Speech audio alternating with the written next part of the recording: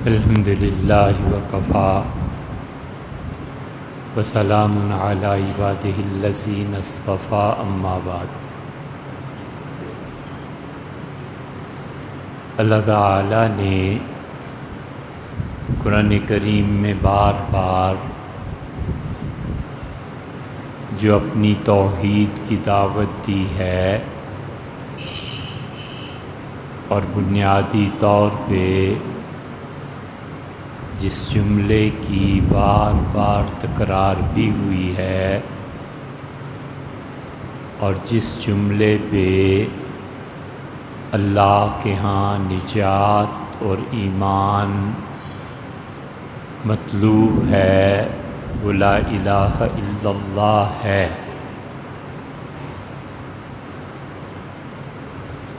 اور لا الہ الا اللہ سے اللہ کی وحدانیت ثابت ہوتی ہے،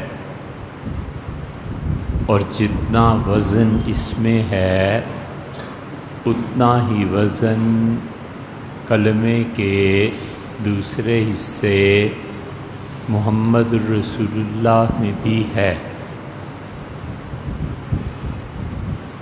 اور یہ دونوں باتیں ایک دوسرے کے بغیر نہیں ہیں۔ مطلقاً اللہ کو اکیلا ماننا اور رسالت کا انکار یا رسالت کا اقرار اور اللہ کی توحید میں گڑبڑ کرنا، یہ دونوں چیزیں گمراہی کی علامت ہیں۔ اس لیے سورہ ناس کی اس آیت کریمہ پر بات ہو رہی تھی کہ الہ الناس، پروردگار عالم سب لوگوں کا الہ ہے، اور الہ میں ایک حصہ اس کا مکمل ہوا کہ اللہ کا جو علم ہے اس کے علم کے مساوی اور اس کے علم کے برابر تو درکنار کائنات میں کوئی نبی ایسا نہیں گزرا اور کوئی ولی ایسا نہیں گزرا اور نہ آئے گا علیہ الصلوۃ والسلام جس کے علم کے متعلق اللہ کے علم سے کوئی نسبت تناسب قائم کیا جا سکے،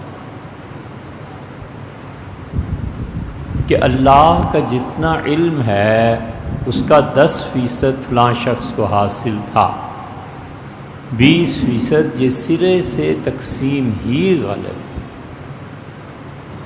اس لیے حضرت رسالت پناہ صلی اللہ علیہ وسلم کو اللہ نے جتنا بھی علم عنایت فرمایا، اور اب تک جو علم ان تک پہنچتا ہے اور قبر مبارک میں امت کے احوال ان کے سامنے پیش کیے جاتے ہیں، اور وہ جو حدیث میں آیا ہے کہ تمہارے اعمال میرے سامنے پیش کیے جائیں گے، اور جو کوئی اچھا کام کر رہا ہوگا تو میں اللہ کا شکر ادا کروں گا کہ میرا امتی ہے، اور جو گناہ کرتا ہے میں اس کے لیے استغفار کروں گا۔ یہ اہل سنہ تو ایک طرف رہے، ابن تیمیہ رحمۃ اللہ علیہ جیسے حضرات جو اس معاملے میں بہت سخت ہیں، اپنے فتاویٰ میں 2 مقامات پر انہوں نے اس حدیث کی تشریح اور تصریح کی ہے۔ اس لیے اس تسلسل علم کے باوجود اللہ اس کے علم سے کوئی مناسبت اور نسبت نہیں ہے۔ اللہ کا اس کی ذات میں اکیلے ماننا صرف یہی ضروری نہیں ہے، اللہ کی صفات میں بھی اسے تنہا جاننا ضروری، کہ اللہ کی صفات میں کوئی اللہ کی مخلوق اس کی شریک نہیں ہے۔ اللہ نے کسی کو اپنی کسی صفت میں سے کوئی حصہ عنایت فرمایا ہو تو یہ اس کی عنایت ہے۔ اللہ تعالیٰ نے فرمایا هل أتى على الإنسان حين من الدهر، کیا لوگوں انسان پر ایک ایسا دور، ایک ایسا ٹائم، ایک ایسا وقت نہیں گزرا لم یکن شیئا مذکورا کہ وہ ذکر کیے جانے کے بھی قابل نہیں تھا۔ ایک تفسیر اس کی یہ بھی کی گئی ہے کہ وہ اتنا ناپاک اور اتنا گندا تھا کہ کوئی کسی کو بتاتا بھی نہیں تھا۔ انا خلقناہ، ہم نے اسے پیدا کیا ہے انہی ناپاک چیزوں سے۔ اور پھر آخر پہ فرمایا وجعلناہ سمیعا بصیرا، اور ہم نے اسے سماعت دی ہے، سنتا ہے، اور ہم نے اسے آنکھیں دی ہیں، دیکھتا ہے۔ اللہ کی صفت سمع، سننا، اس میں سے ایک حصہ اللہ نے کائنات میں لوگوں کو دیا ہے۔ حصہ کیا، کوئی نسبت تناسب ہی نہیں۔ اللہ ہر وقت ہر چیز کی، ہر حرکت اور ہر آواز کو سنتا ہے، اور یہ اس کی مخلوق میں کسی کو حاصل ہو ہی نہیں سکتا۔ اور اللہ دیکھتا ہے اپنی تمام مخلوق کو ہر حال میں اور ہر کیفیت میں، اور جو حالتیں انسان پر طاری نہیں ہوئیں ان کو بھی اللہ دیکھتا ہے اور جانتا ہے۔ اس لیے انسان جو کائنات میں یا جانور یا کوئی مخلوق بھی جب آئے گی تو اللہ کو جو آج علم ہے اور جو قیامت میں ہوگا سب اللہ کے لیے برابر ہے۔ اس کے لیے ماضی، حال، مستقبل کچھ چیز نہیں ہے۔ وہ اسی طرح آج بھی اس شخص کو جانتا ہے جو آج سے فرض کر لیجئے 1000 سال بعد پیدا ہوگا، اور اس کا انجام کیا ہوگا، اور اس وقت بھی اس کے علم میں۔ تو یہ ہوتا ہے کہ اللہ نے اپنی صفات میں بندوں کو اس طرح سے وجعلناہ سمیعا بصیرا، ہم نے انسان کو سننے والا اور دیکھنے والا بنایا۔ اس علم کی صفت کے بعد الہ میں جو دوسری چیز ضروری قرار دی گئی ہے وہ قدرت ہے۔ اللہ نے قدرت دی ہے انسانوں کو، اور اللہ نے قدرت نہیں دی ہے انسانوں کو۔ اللہ تعالی نے قدرت دی ہے کہ کوئی آدمی مدد مانگے اور یہ کہے کہ مجھے ایک گلاس پانی پلا دیں، ایک کہتا ہے کہ مجھے کھانا دے دیں، ایک کہتا ہے ڈاکٹر صاحب اس دوا کی ضرورت ہے وہ بتا دیجئے۔ یہ سب ایسی چیزیں ہیں کہ انسان ایک دوسرے کی مدد کیے بغیر اس کائنات میں زندہ تک نہیں رہ سکتا۔ کوئی ایسا نہیں ہے جو مدد دوسرے سے نہ مانگے۔ حضرت رسالت مآب صلی اللہ علیہ وسلم نے لوگوں کو اگرچہ اس بات پہ ڈھالا اور تعلیم دی کہ لوگ ایک دوسرے سے مدد مانگنے سے بھی گریز کریں۔ مثلا کان یختم لنفسہ، بہت اچھا یہ جملہ حدیث میں آیا کہ حضور صلی اللہ علیہ وسلم اپنے کام خود ہی کر لیا کرتے تھے، خود ہی اٹھ کے پانی پی لیا، خود ہی جوتے ٹھیک کر لیے کسی آدمی نے، خود ہی اپنے کپڑے دھونے کے لیے دے آیا، کسی کو اگر آتی ہے تو اپنی استری خود ہی اپنے ہاں کر لی، کسی کو اپنے لیے چائے کوئی چھوٹی چیز ایسے کچھ پکانا آتا ہے تو خود ہی اپنے لیے کر لیا، کسی کو زحمت نہیں دی، بیوی کو نہیں، بہنوں کو نہیں، والدہ کو نہیں، اپنا کام بس خود ہی کر لیا۔ یہ حضور صلی اللہ علیہ وسلم کا مستقل عمل رہا ہے ساری زندگی۔ البتہ جب 60 سال کی عمر کے بعد جسم مبارک میں ضعف پیدا ہونا شروع ہوا تو پھر کئی جگہ پر فرماتے تھے یہ کر دو، یہ کر دو، میری مدد کر دو۔ اس طرح کے جملے یا اس مفہوم کے جملے ہیں قرآن میں بھی آیا ہے۔ اللہ تعالیٰ نے فرمایا کہ ذوالقرنین ایسی جگہ پر پہنچے سفر کے دوران جہاں ایک قوم سے ان کا واسطہ پڑا، تو انہوں نے کہا یہ یاجوج اور ماجوج بہت ستاتے ہیں، لوٹتے ہیں، بیننا ہمارے درمیان اور ان کے درمیان آپ ایک دیوار کھڑی کر دیں۔ انہوں نے کہا ما مکنی ربی، میرے پروردگار نے مجھے جو طاقت دی ہے، سلطنت دی ہے، مجھے تم سے کچھ نہیں چاہیے، آتونی زبر الحدید، لوہے کی چادریں لاؤ، حتی اذا جعلہ نارن، پھر اس سے کہا اس کو، یعنی جب وہ لوہے کی چادریں پگھل کے بالکل سرخ ہو گئیں، بالکل پگھل کے ایک دوسرے میں مل گئیں، تو انہوں نے فرمایا یہ چیز لاؤ، یہ چیز لاؤ، اور انہوں نے کہا میں دیوار بنا رہا ہوں، فَإِذَا جَاءَ وَعْدُ رَبِّي جَعَلَهُ دَكًّا، اور جب میرے پروردگار کا حکم آ جائے گا یہ دیوار ٹکڑے ٹکڑے ہو جائے۔ مدد انہوں نے بھی مانگی۔ ایک مدد کی یہ قسم ہے جو ہم اسباب کے دائرے میں رہ کے ایک دوسرے سے مانگتے ہیں، کوئی حرج نہیں، اس کے علاوہ زندگی گزرتی بھی نہیں۔ اور ایک مدد وہ ہے جو اس اسباب کے دائرے سے بلندتر ہوتی ہے، وہ بلندتر مدد وہ اور چیز ہے۔ حضور صلی اللہ علیہ وسلم نے فرمایا تم یہ کہہ سکتے ہو کہ میرا نوکر، غلام، تم یہ نہیں کہہ سکتے کہ میرا بندہ، اس لیے کہ بندگی کی نسبت اللہ کی طرف ہے۔ ہر آدمی نوکری کرتا ہے۔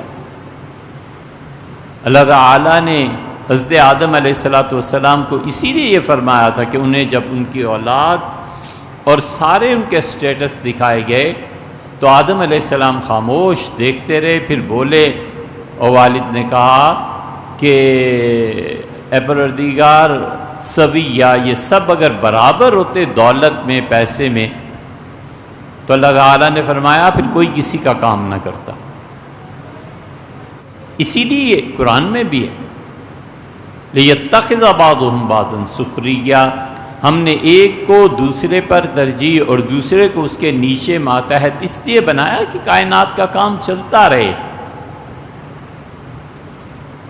لیکن یہ نہیں ہو سکتا کہ کوئی آدمی کسی آدمی کو کہے کہ تم میرے بندے ہو، سجدہ کرو، عبادت کرو، میرے گھر کا طواف کرو، اور اسی میں وہ مدد شامل ہے جو ہم نماز میں پڑھتے ہیں، ایاک نستعین، اللہ ہم صرف تجھ سے مدد مانگتے ہیں، تو یہاں خاص طور پہ وہ مدد مراد ہو جاتی ہے جو صرف اللہ کے قبضے میں ہے۔ اللہ سے کہا جا سکتا ہے کہ اے پروردگار رزق دے، اے پروردگار اولاد دے، نوکری دے، یہ کر دے، یہ کر دے۔ کسی بندے سے یہ نہیں کہا جا سکتا کہ تم مجھے رزق دو، تم میرے رزاق، تم مجھے نوکری پہ لگا دو، اس لیے کہ رزق کی تقسیم تمہارے پاس۔ کسی سے یہ نہیں کہا جا سکتا کہ تم مجھے اولاد دے دو۔ یہ شرک کی اتنی واضح اقسام ہیں کہ ہر آدمی، بچہ بھی سمجھ جاتا ہے کہ کون سی چیز میں اپنے بہن بھائیوں کے ساتھ شیئر کر سکتا ہوں اور کہاں پہنچ کے کسی کے ساتھ کوئی شیئر نہیں کیا جا سکتا۔ بارش برس رہی ہے اور یہ آدمی بارش کی وجہ سے مصیبت میں پڑ گیا، یہ اللہ ہی سے کہہ سکتا ہے کہ پروردگار بارش کو روک دے، کسی انسان سے نہیں کہہ سکتا کہ یہ راجہ ہے، یہ مکھیا کا سربراہ، یہ فلاں، یہ بارش روک دے، نہیں ہو سکتا۔ اسی لیے ایک دیہاتی آیا اور جمعے میں رسول اللہ صلی اللہ علیہ وسلم خطبہ دے رہے، تو اسے کہا اللہ کے رسول ہلکت الاموال والانفس، اللہ کے رسول جانیں برباد ہو گئیں، لوگ تباہ حال ہو گئے، مال لٹ گیا، پیسے نہیں رہے۔ اور پھر اسے کہا اللہ کے رسول بارش نہیں ہو رہی، اور جانور اور انسان پانی کو ترسے ہوئے ہیں، خطبے کے دوران رسول اللہ صلی اللہ علیہ وسلم نے ہاتھ اٹھائے۔ اسی لیے جو شخص خطبہ دے رہا ہو، ان احادیث کی بنا پر یہ جائز قرار دیا گیا ہے کہ وہ اپنے خطبے کے دوران تعلیم دے یا جواب دے، باقی کسی کو نہیں بولنے کی اجازت دی۔ تو آپ نے ہاتھ اٹھائے اور آپ نے فرمایا کہ اللہ بارش دے ایسی جو نفع والی ہو اور لوگوں کے نقصانات کو سے ہٹانے والی ہو، اور پروردگار مسلسل بارش نازل فرما۔ حضرت انس رضی اللہ عنہ کہتے ہیں کہ ہم مسجد نبوی سے نماز پوری کر کے باہر نہیں نکلے تھے ابھی، اور گھروں کے پرنالے بہنے لگے، اتنی شدید بارش شروع۔ اور اگلے ہفتے وہ پھر کھڑا ہوا اور اسے کہا اللہ کے رسول مارے گئے لوگ اور تباہ ہو گئے اموال اور پیسے، اور اس نے کہا اللہ کے رسول ہفتے بھر سے مسلسل بارش ہو رہی ہے، کوئی کام ہی نہیں ہو رہا۔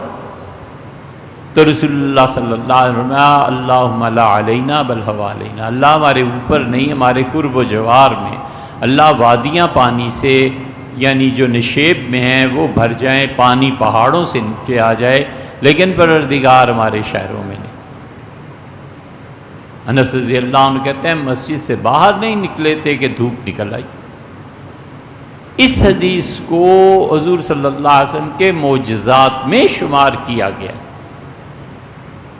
لیکن اس آدمی نے یہ نہیں کہا کہ اللہ کے رسول آپ بارش برسا دیں، اسے یہ نہیں کہا کہ اللہ کے رسول بارش کو روک دیں، اسے بھی پتا تھا اور سب کو پتا۔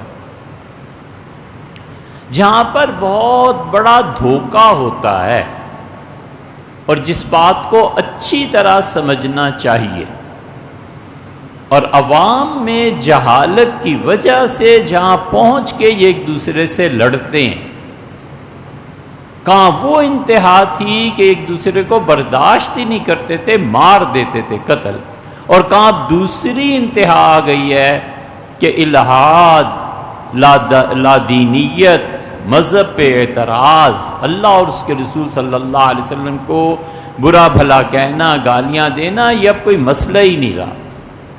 ایک وہ عروج تھا، ایک یہ عروج۔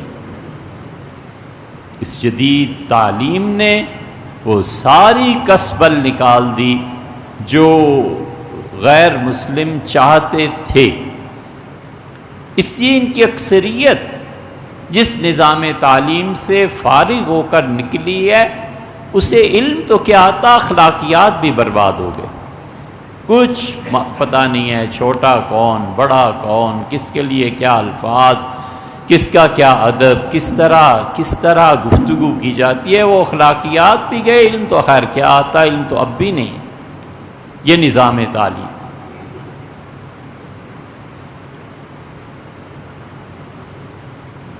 پون صدی، 80 برس 75 برس گزرنے کے بعد خیال آیا کہ جو کالج سکول میں بچے جاتے ہیں انہیں ٹائٹس اور جینز نہیں پہننی چاہیے، پوری طرح برباد کر کے نسلوں کو اب خیال آیا ہے۔ اب جب اپنی چھت ٹپکنے لگی ہے تو پھر خیال آیا ہے کہ ہم شہر میں جو کچھ کر رہے ہیں، دیواریں اور مکانات ڈھہ رہے ہیں، گر رہے ہیں۔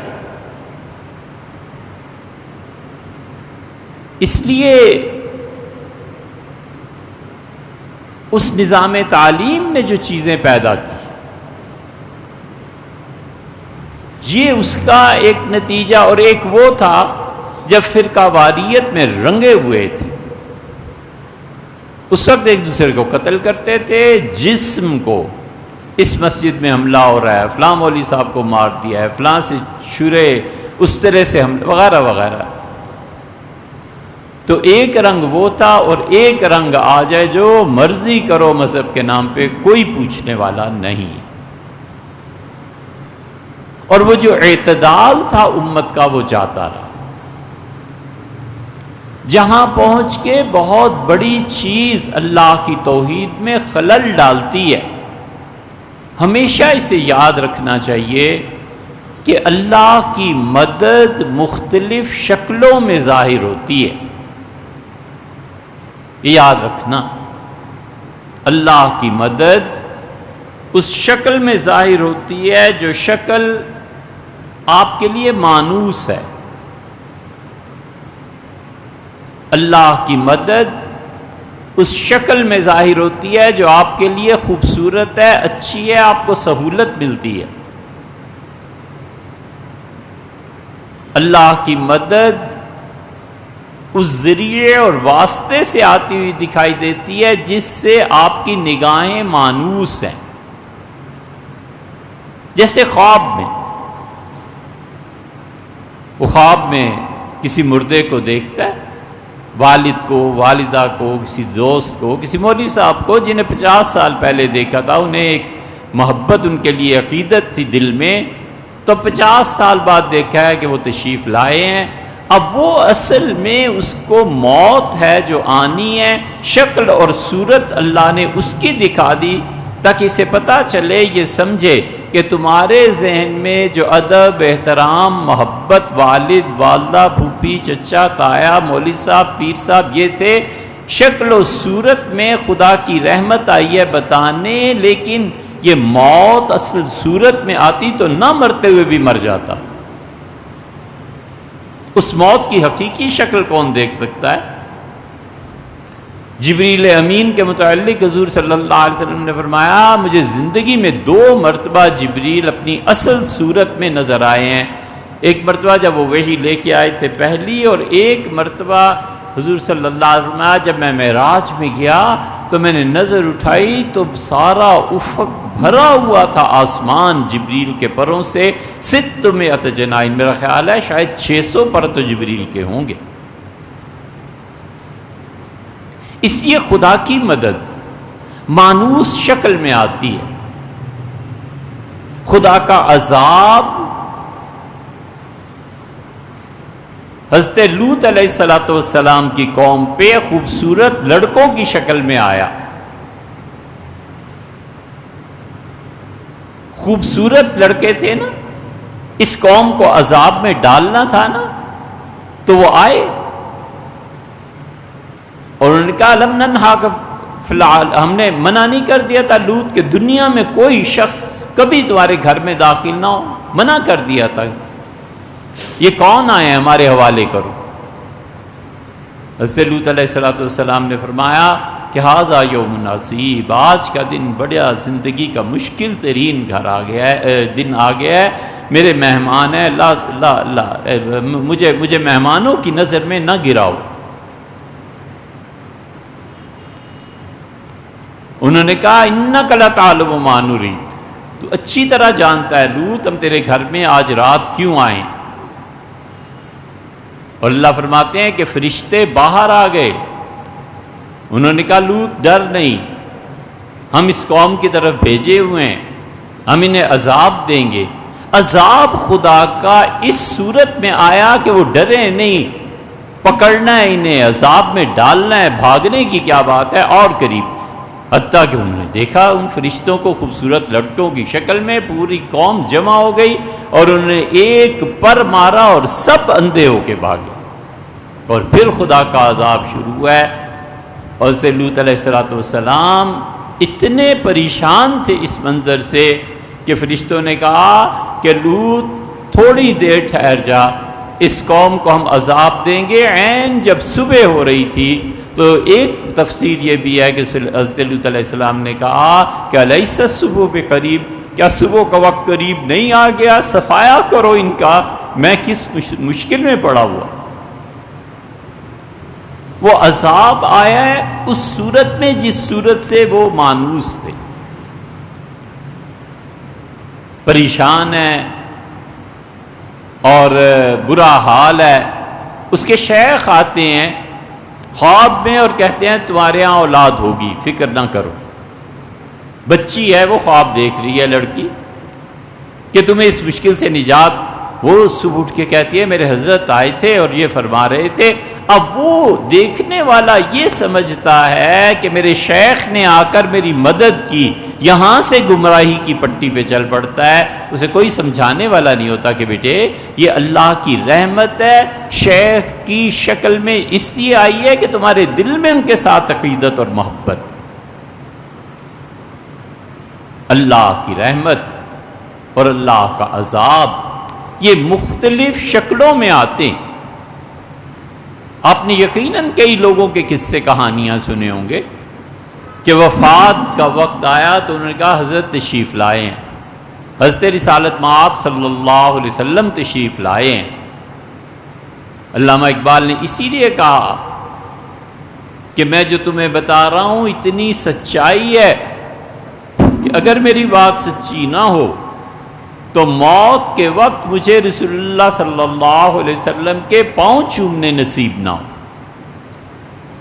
اس لیے کہ یہ ہوتا ہے، بہت سے اللہ کے بندے اپنے ظاہری اعمال میں بہت تھوڑے لیکن اپنی فکر کی بلندی سے اس سطح پر پہنچے ہوتے ہیں کہ ان کی روح نکالنے کے لیے خود اللہ اور ان کی روح کے لیے خود رسول اللہ صلی اللہ علیہ وسلم دکھائی دیتے ہیں کہ تشریف لائے۔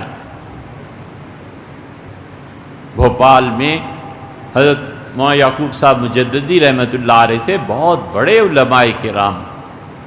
اپنے والد صاحب کا قصہ لکھا کہ حضرت پیر ابو احمد صاحب رحمۃ اللہ علیہ کے انتقال کا وقت آیا تو والد معذور بالکل اور اٹھنے کی کوشش کی اور صرف اتنا جملہ کہا، ہمیشہ چپ رہتے تھے، بولتے ہی نہیں تھے، بس صرف اتنا جملہ کہا کہ کہاں میرا گندا سینہ اور کہاں آپ کے مبارک قدم۔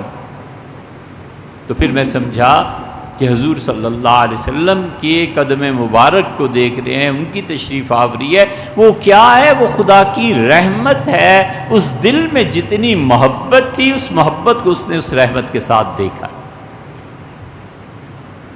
یہ وہ چیز ہے جہاں پہنچ کے بڑے بڑے لوگ گمراہ ہو گئے اور لوگوں نے معاذ اللہ استغفر اللہ شرک کا راستہ اختیار کر لیا کہ شیخ مدد کرتے ہیں، وہ اولاد دیتے ہیں۔ میں نے خود کا دیکھا ہے، شیخ نے مجھے کہا کہ تمہاری جاب ہو جائے گی، حضرت خواب میں آئے تھے اور جاب ہو گئی۔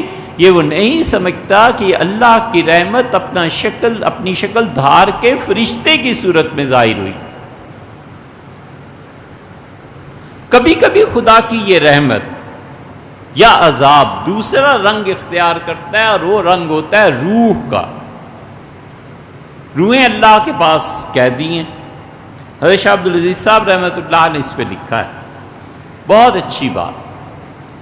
انہوں نے تحریر فرمایا کہ انسانوں کی روحیں جو شریر ہیں، جو اللہ کے ہاں قید میں ہیں، خدا کبھی کبھی کسی روح کو جنات کی یا روح کی شکل میں بھیج دیتا ہے اور وہ انسانوں کو سزا دینے کے لیے ہوتی ہیں۔ خدا حکم دیتا ہے کہ روح یہاں بھی عذاب میں ہے، چلی جاؤ اور جا کر فلاں انسان کو تنگ کرو۔ تو کبھی اپنے مشائخ کی صورت میں، کبھی فرشتوں کی صورت میں، اور کبھی خدا کے ہاں جو روحیں عذاب میں ہوتی ہیں انہیں کہا جاتا ہے کہ جاؤ اور اس انسان کو تنگ کرو۔ وہ جن آ کے ستاتے ہیں، سونے نہیں دیتے وغیرہ وغیرہ جو کچھ بھی ہے۔ اور کبھی اللہ کے فرشتے اللہ کی طرف سے وہ روحیں جو نیک اور پاک روحیں ہوتی ہیں انہیں بھیجا جاتا ہے کہ جاؤ اور بشارت دو، جاؤ اور خوشخبری سناؤ۔ چنانچہ ایسے ہوتا ہے کہ آدمی بیٹھا ہوا ہے، متعدد واقعات آپ کو کتابوں میں ملیں گے۔ ہمیں ضرورت کیا ہے کہ جو لوگ سچے تھے ہم انہیں جھوٹا کہیں۔ وہ کہتے ہیں ملک الموت آئے تھے اور مجھے کہہ گئے تھے تیاری کر لو 2 مہینے بعد چلیں گے۔ وہ کہتے ہیں میں نہیں جانتا، ایک آدمی آیا تھا اور یہ بات کہہ گیا تھا۔ آپ کبھی غور کریں، ہم میں سے ہر آدمی چاہے وہ جتنا بھی گناہ گار ہو، کبھی کبھی اچانک دل میں ایک نیکی کی چیز آ جاتی ہے کہ چلو یار یہ کر لیتے ہیں۔ اسے صوفیہ کہتے ہیں وارد ہوا، یہ واردات ہے۔ اور صوفیہ کہتے ہیں ابن عربی رحمۃ اللہ علیہ وغیرہ کہ جب وارد جو ہے نا یہ مہمان ہوتا ہے، تھوڑی دیر کے لیے آتا ہے، اس وقت ذرا ادھر ادھر دیکھ کے غور کر کے اپنے حالات پہ وہ نیکی کر دینی چاہیے، کیونکہ تھوڑی دیر مہمان نے بیٹھنا ہے، پھر اٹھ کے چلا جانا ہے، پھر تمہیں خیال ہی نہیں آنا کہ میں نے یہ نیکی کرنی۔ اللہ کا فرشتہ کوئی آ جاتا ہے اور وہ بغیر دکھائی دیے ایک جملہ کہہ جاتا ہے، وہ جملہ وارد ہے جو اس کے دل میں آ جاتا ہے، بس یہ نیکی ہو۔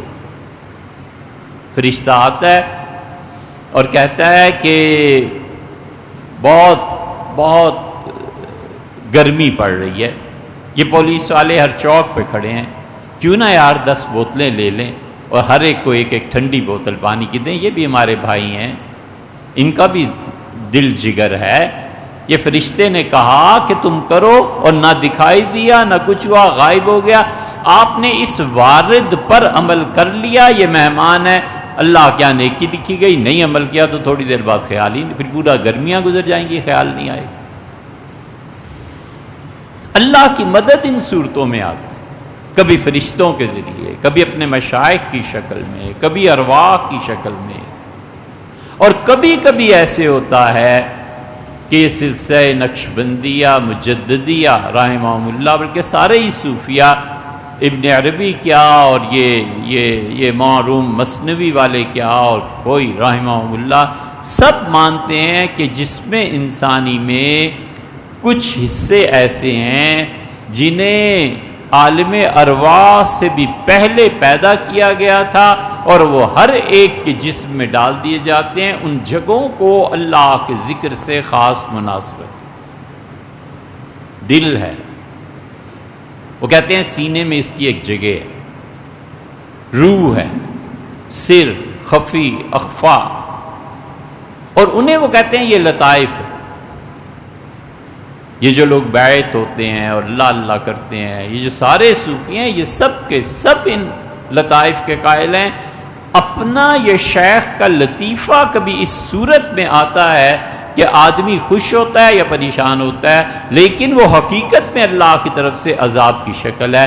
شرک یہاں سے شروع ہوتا ہے کہ وہ خواب میں کسی اور چیز میں دیکھتا ہے اور وہ کہتا ہے کہ یہ جو کام میں نے کیا ہے، میرے شیخ آئے تھے اور انہوں نے مجھے شاباش دی ہے، وہ نہیں جانتا کہ تم جس گمراہی میں جا رہے ہو نا، وہ شیطان تھا جو خواب میں آیا۔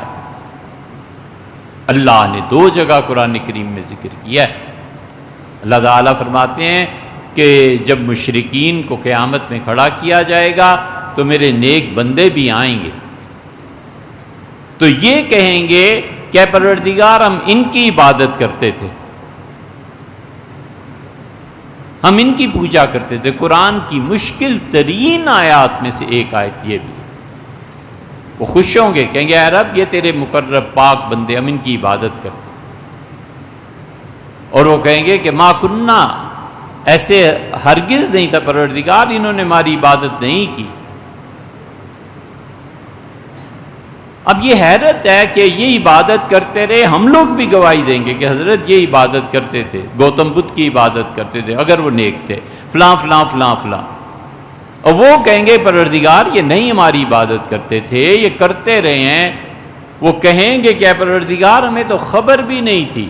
حضرت شاہ عبد القادر صاحب محدث دہلوی، جو شاہ ولی اللہ دہلوی رحمۃ اللہ علیہ کے صاحبزادے ہیں، کمال کیا ہے۔ ہمارے اساتذہ ہمیں زبانی یاد کراتے تھے، کہتے تھے اس کو یاد کرو، کئی دن پھر سنانا پڑتا، سند نہیں دیتے تھے ایسے اساتذہ، کہتے وہ سناؤ پہلے حضرت نے کیا لکھا۔ حضرت نے جو جملہ لکھا ہے آپ اس سے دیکھیں کتنی اچھی بات۔ حضرت شاہ عبد القادر صاحب رحمۃ اللہ علیہ نے 14ویں پارے میں اس پہ لکھا ہے، اور لکھا ہے کہ جو لوگ پوجتے ہیں بزرگوں کو، وہ بزرگ بے گناہ ہیں۔ ایک شیطان اپنا وہی نام رکھ کے اپنے آپ کو پجواتا ہے۔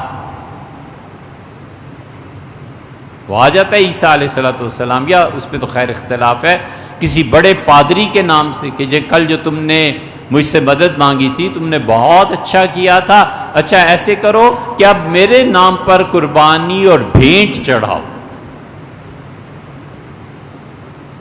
یہ عبادت کرتا ہے ایک جن کی، اور جن خواب میں آ جاتا ہے اور کہتا ہے کہ اچھا آج کل گھر بنانے کی تیاری ہے، اس کی بنیادوں میں ایک بکرا میرے نام کا ذبح کرنا۔ اسی لیے فتاوی عالمگیری میں لکھا ہے کہ اگر کوئی شخص اس نیت اور اس ارادے سے گھر کی بنیادوں میں کسی جانور کا خون ڈالتا ہے کہ جو چیزیں اس سے جن کی عبادت کرتا ہے گھر بننے میں وہ مدد دیں گے، تو وہ شرک کا ارتکاب کرتا ہے۔ وہ جنات آتے ہیں، شیاطین۔ خواب تو بہت چھوٹی چیز ہے، اللہ نے فرمایا وَإِنَّ الشَّيَاطِينَ لَيُوحُونَ إِلَىٰ أَوْلِيَائِهِمْ، اور شیطان وہی کرتا ہے اپنے دوستوں کو، اور لِيُجَادِلُوكُمْ، تاکہ وہ تم مسلمانوں سے لڑے۔ یہ نکتہ اچھی طرح سمجھنا چاہیے کہ میں نے دیکھا میرے شیخ آئے خواب میں نے دیکھا نبی علیہ الصلوۃ والسلام، کوئی بھی، اور وہ سب اللہ کی رحمت کی صورتیں ہیں جو مجھے دکھائی دی تھی۔ یہ تھوڑی ہے کہ میں ان چیزوں کی اب عبادت شروع کر دوں۔ انشاءاللہ آئندہ اسی کو آگے چلائیں گے۔